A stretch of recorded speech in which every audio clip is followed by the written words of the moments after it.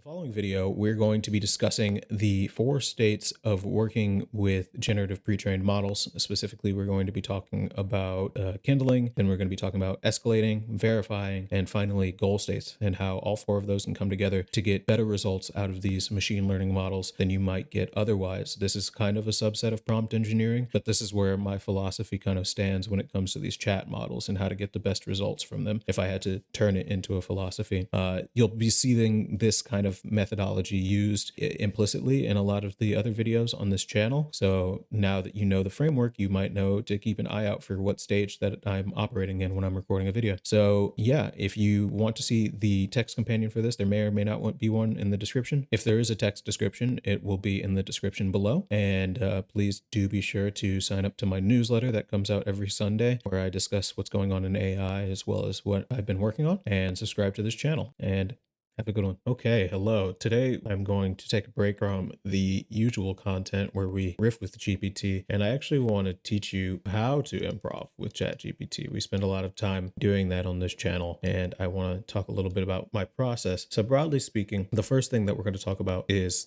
kindling, and then we're going to talk about goal states, and then finally we're going to kind of like wrap it all together and how I think it works. So what is kindling? Kindling to me is the input that you kind of feed into ChatGPT. It's the raw material that your prompt is made to kind of get an output to start a conversation. It's the seed that grows into a particular thing. It's like if you plant an apple seed in your backyard, you should expect an apple tree. You probably shouldn't expect an orange tree. And I think something similar can be said with ChatGPT. What you get out is very heavily based on what you put in. And I think if you want to have a raging inferno, it makes sense to make sure that you have pretty good kindling. The way that I like to think about kindling is make sure that you really know how you're phrasing something. Make sure that you really know what you're asking, which is kind of going to lead into our goal state thing in a second here. But kindling is more focused on having high quality input, which if you want a really high quality input for free, I recommend using books, because books have very high quality dense text that's very information dense. So if you want something to jump off of, either phrase it as if you would have seen it in a book as opposed to just a random query like where are mongooses from, and you'll get something better. And this works for both embeddings and it works for ChatGPT. So that's kindling. From kindling, we're going to jump over to escalation. So if you've watched the videos on my channel, you'll know that one of the things that I like to do is to say,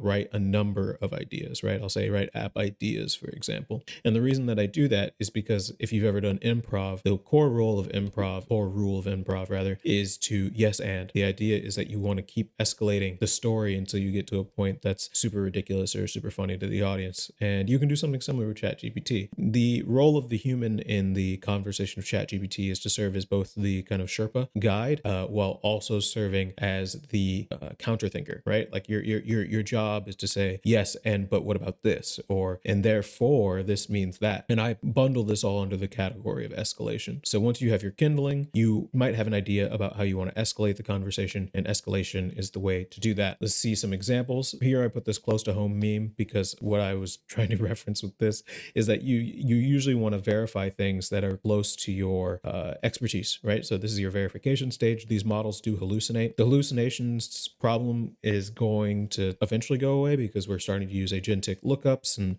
other kind of techniques and stuff like that. But for the time being, it's really important to know that when these models pull inaccurate data, it's because they're just dealing with just millions and millions of rules and servicing something that seems plausible as a probabilistic token. So something that you can do to counteract that is to serve as kind of like a curator, like a museum curator gets in a lot of paintings and statues and images that they have to look at and decide what's going to actually fit in the gallery that they're trying to present to their users. And you can do something similar with GPT. So for example, in this one, I said, hey, come up with app ideas that facilitate working in solitude. Notice I said ideas, not idea, as in multiple. And then here's some ideas to get you going. So I was like, okay, I want this thing, this thing, this thing, and this thing. And it's like, okay, well, based on those requirements, I think that you should have number 1, a focus timer, number 2, a noise canceling app, or number 3, a mood tracker. And the idea here is that you won't use all of these, right? Like you want to give yourself enough space and enough playroom to basically say like, oh, I like where that one's heading.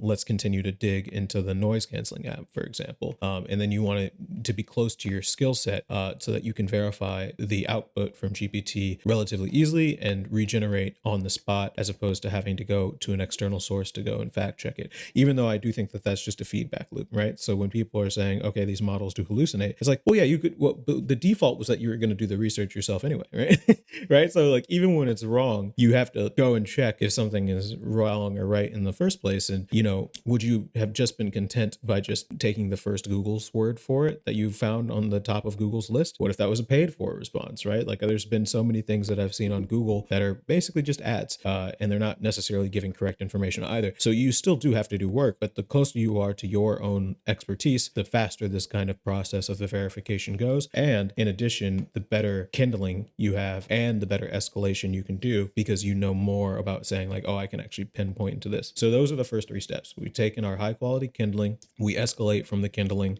we get verification and curation stage. Finally, let's talk about the goal state. So the goal state is this concept of where are you trying to go with the conversation before you start. The idea is that you want to figure out what am I trying to say before, or what do I hope that GPT will say? Like what would a rational person who is in my shoes say? So let's say that you were starting out in a flyover state like Iowa, sorry Iowans, but you know how it is. And let's say that you want to go to California because you have the dream of becoming an actor and you want to go out to LA. So you can say that anywhere that you land, like here, for example, let me see if I can make a card. Anywhere that you land here or here is going to be in the general goal state vicinity. This goal is closer than this goal. And this one I can't even move. So that's fantastic. Oh no, I can.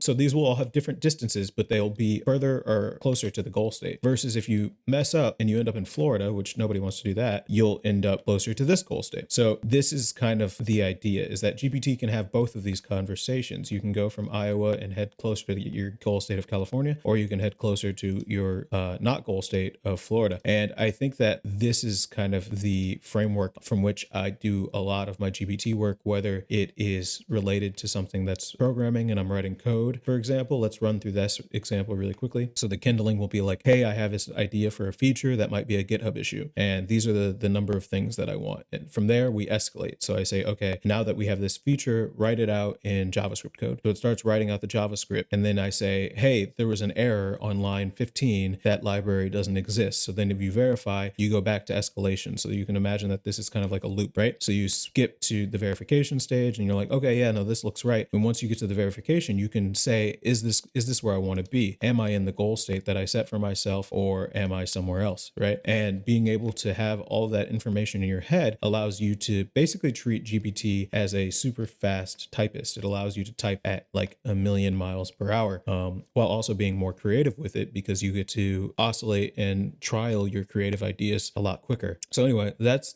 it for this video. I just really wanted to talk about these 4 steps: kindling, escalation, verification, and the goal state, and how I think that they're useful for leveraging GPT. So have a good one.